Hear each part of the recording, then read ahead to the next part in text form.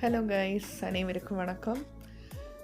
இது வந்து செஃப்டோன் பார்க். இது பேர் செஃப்டோன் பார்க்கு.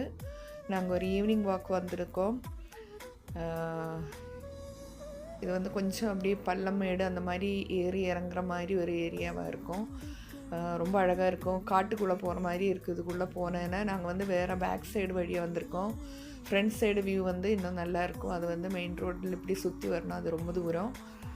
ஏன்னா இந்த காடே வந்து ஒரு 2 ஏக்கர் அந்த மாதிரி இருக்கும். ஈவினிங் இது வந்து இப்போ டைம் வந்து எங்களுக்கு வந்து அங்கே ஈவினிங், அதாவது நம்ம ஊர் டைம் தெரியாது.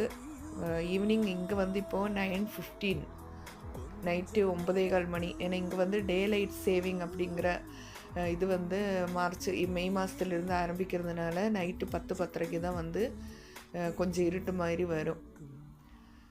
இப்போ நாங்கள் வந்து வாக்கிங் வந்திருக்கு. இது ஒரு குளம் இருக்குது, நல்லாயிருக்கும். அது பார்க்குறதுக்கு நிறைய இந்த வாத்து மாதிரி நிறைய விதவிதமான பறவைகள் வந்து அதில் இருக்குது.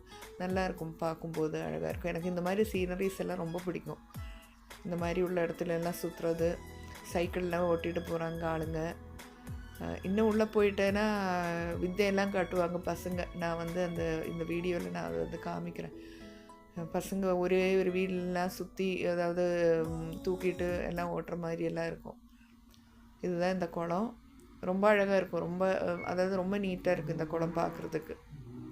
அடுத்த வீடியோவில் வந்து நான் வந்து அதை வந்து ஃபுல்லாக வந்து காமிக்கிறோம். அதில் மாதிரி நிறைய மரங்கள் எல்லாம், வித்தியாசமான மரங்கள் எல்லாம் இதுக்குள்ளே இருக்குது.